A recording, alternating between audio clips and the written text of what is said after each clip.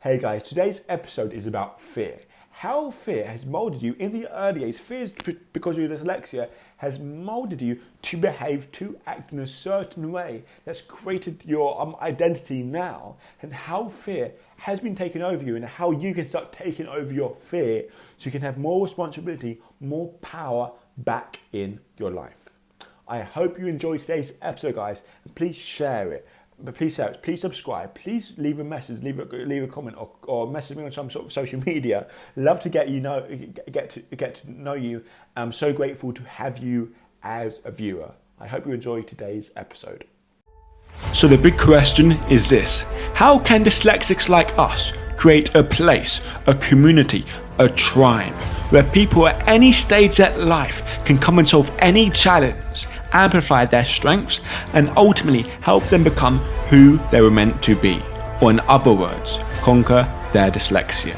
That is the question, and this show is the answer. My name's Theo Goff, and welcome to the Conquering Dyslexia podcast.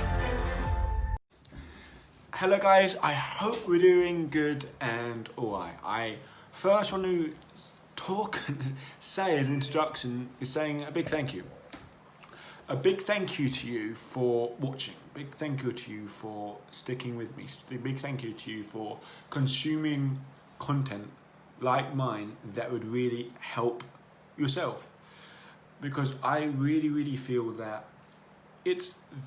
Well, once I would say massive thank you for listening to me for one, which I find extremely valuable, and it's just me talking and me saying what I think. But number two, a big thank you for you spending time to work on you, because what's more valuable I find than people just listening to me? What I want is not people just listen. I want people to listen and then do something about it. Listen and then have a new insight, have a new distinction, create new actions with that. And that's ultimately what I want. I'd rather have one person listen to me and understand what I'm saying and use it than 10,000 people listen to me and not do anything with it. So I first want to say congratulations for doing that, and I want to honour you for doing that. And today I want to talk to you about stuff. And what I want to talk to you today is about the fears that dyslexic people have. And I often say the worst thing about dyslexia is what we believe about it, which is totally true. Our beliefs about ourselves and our dyslexia hold us back way much more than our dyslexia itself. But there's also something fears. Fears play a massive role in our life. What we're scared of, what we have fear of, control our actions massively. They stop us doing so many things in our life, don't they? And especially think about as dyslexia, so often, fear can control our behaviour. Fear of being noticed. Fear of being in the limelight, fear of people finding out, fear of having your worst fears come true or come to reality, that you can't do this, you're not smart, you won't be able to do this. Fear of the future, fear of being bullied, fear of what people would think of you, fear of, people, I think I said this, but finding out. But think about it, like when we're growing up, we find out we have these challenges, don't we? And then with these challenges we have that we see other people not having, we can often come up with, fears like, oh my God, what happens if they find out? Will they think stupid of me? Because I'm thinking stupid of me right now. What happens if that person doesn't like me? What happens if I miss out on that? And then really often we have these fears that we made up in our head because we're scared of what people would do, about people might hurt us, and we're scared of that, and therefore we act in a way to not make the fears come true. Because, for example, I remember being at school, and it's like when I first finding out that I had difficulties and a lot of struggles, and going to class and really realising, like, hold on, I don't understand this letter on the board. Why don't people understand me? Why do always people think I'm not from here because I couldn't say things properly? Well, I started finding out that, look, I don't fit in this peg. I don't fit in with everyone else. I'm not the same as everyone else. And then fear started creeping in, a lot of fear. When I started to have my own desk, when I started to have a lot more teachers trying to help me, really, and when I knew I was struggling massively, when I knew in an hour I only could produce a tiny amount of work copying off the board and everyone else would do pages and pages and pages. And I knew this, I knew that, damn, I've got fears, I'm scared about stuff. And then from there, like how I manifested these fears, to be brutally honest, I started having so many bad dreams just about people and stuff. And I remember, like, my mum used to say, I was losing a lot of sleep from it, because I wouldn't go sleep that well, because I'd be scared about what would happen, scared about the future. And I think I was so scared about the future that inhaled into different fears. Like, I scared to go sleep. I started to, like, we recently moved to this house in Keston, like beautiful woods. I started making stories about the woods, I think, just to distract myself. I even believed I had superpowers as a kid. And really looking back on it now, because I used to think I believed I had superpowers, because I thought my dyslexia was, like this amazing thing with imagination, but perhaps I wanted a distraction from my fears, that I created this new, like, branch reality, as it were. And I have 100% believed I was super strong. It was crazy. And then, like, I had all these problems, like I had stomach cramps, I couldn't go to bed. And then, because I was so scared, really, I started to lash out at parents, at my mum, at my dad, at my brother. Used to get in massive fights, scream and shout all the time, because I was scared. I was scared of what was happening, and I really turned. Like, I had my, like, group of friends, and then we became really, like, bullies. Bullies at the school, and turned into a really big class bully, because I thought it was fun, because I was one of the bigger kids, and, like, class bully, class clown, as it were. And so I was sort of a mixture of the two. And I remember just, like, forcing myself to do this, because that would give me an extra distraction. I'd rather get kicked out of a class than having a teacher find out that I couldn't do work. Because you see, I had all these fears mounting up about, what happens if they would find out? What happens if they find out I can't read? They might make fun of me. They might think I'm less than. So I made a decision in my head, is that I was going to hurt them before they can hurt me, because that was more safer towards me.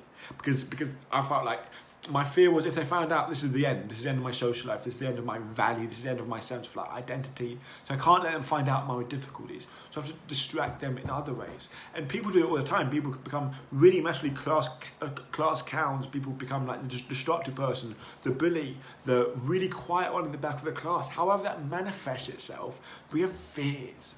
And we create our identity. This is early on, to kind of, like, block out those fears, or to minimize those fears. And that's what I done. I remember lashing out massively, and to the point when I was just hating everything. I was like, I did have friends, and I was saying I didn't have friends, and I was saying no one likes me, they hate me. And then eventually people knew me as that kid, saying, when I used to just get angry, I think I used to get angry for no reason, people say, just leave him alone.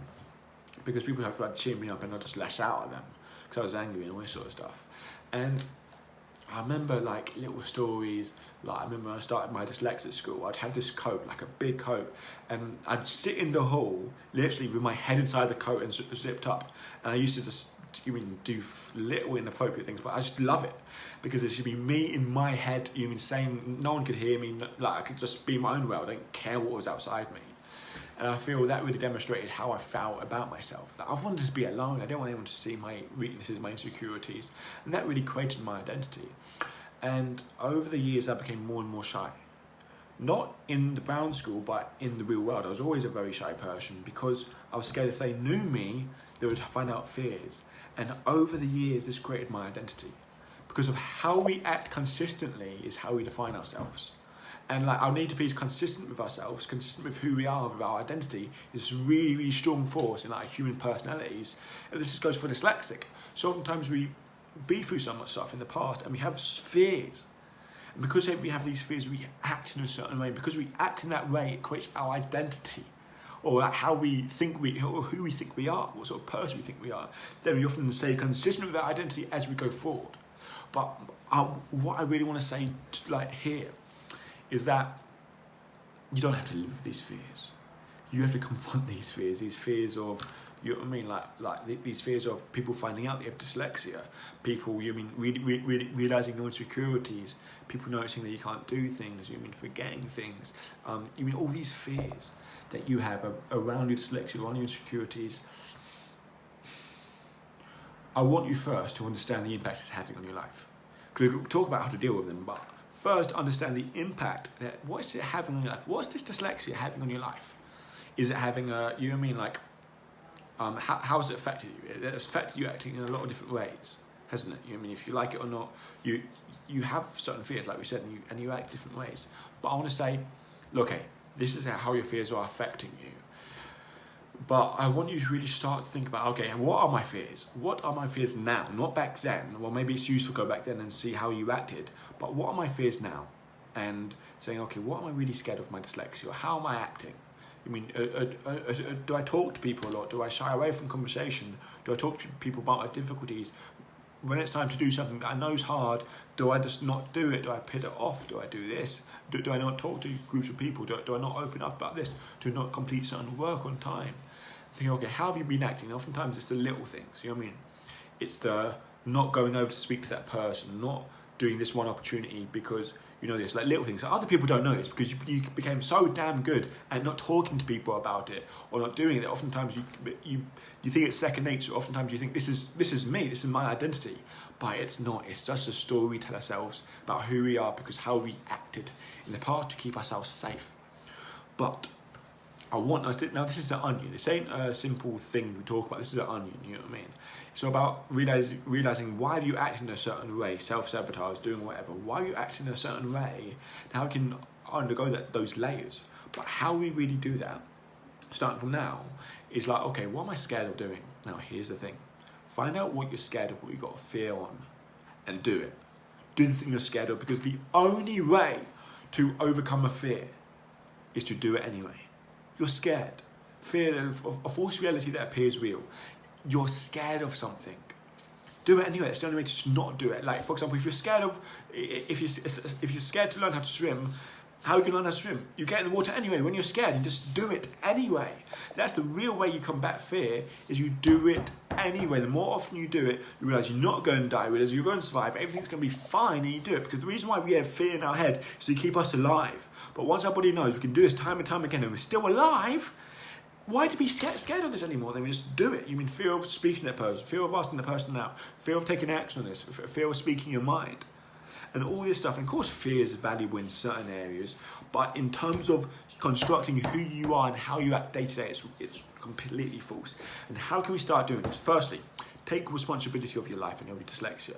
Realise ultimately you got yourself here in this life, in a certain situation. Don't be negative on yourself. Just realise you got yourself here, shy, fear of this, fear of that. You got yourself here. Yes, things happened to you in the past, but yet you've done certain things to keep yourself here.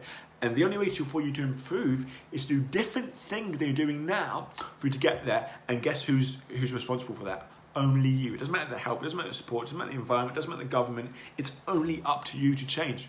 No one else can do that for you. And once you make that decision inside yourself to do that, then you can start taking action on improving it. Then you can start with that. And when I say taking action, it's going to be simple action. It's not going to be easy action. Because you'll be like, I know I should do this, but I really don't feel like it. Why don't you feel like it? Because your nervous system is telling you that, look, I've done it and it's painful in the past. That's why I shouldn't do it in the future. But that's why you have to do something like take responsibility of your life and see, okay, I know this is logically the way forward. I don't feel like doing it, but I've got to overcome this fear. And how do you overcome it? I talk about it in my book a lot, but it's creating leverage. Basically saying, okay, it's more painful for me not to do it than it is for me to do it, okay? So that's the process of us really overcoming our fear. And I want us to really understand how much fear controls us. And it's really valuable. And I know one thing I'm working on, this is a tiny little slight sidetrack, but when I'm talking, when I talk fast, hopefully I slow down. I know, Craig, you're watching. Hopefully I slow down. But a second thing is really, I repeat things over and over again, because so it makes sense in my head and stuff. But because I'm working on that as well, so I don't want to go over what I've already said. I want you to take action on what I've already said, instead of listening to me say it over and over and over again. But guys, the key is taking responsibility. But guys, the key is noticing when things hold you down, noticing when things stop you. Fear is a big thing. You've got to understand it, you've got to appreciate it, you've got to take action on it. Anyway guys, we really hope you enjoyed today's little episode, little spiel. And I'm so grateful, I'm so appreciative of that you're showing up, you're listening, you're watching, and you're taking value in. And please take action. Because I'd rather, to be honest, have you, like, if you're not learning anything, if you're not taking anything, if you're not improving yourself, like in minute ways from where you are to this other level, then I don't really want you as a viewer. But to be honest, it's almost impossible to listen to something like this, where it's like, okay, it's improving yourself, you're learning new things. It's impossible to listen to like this if you're not growing, not improving. Anyway, guys, hope you enjoy this little podcast episode. I'll see you again. Take care and bye.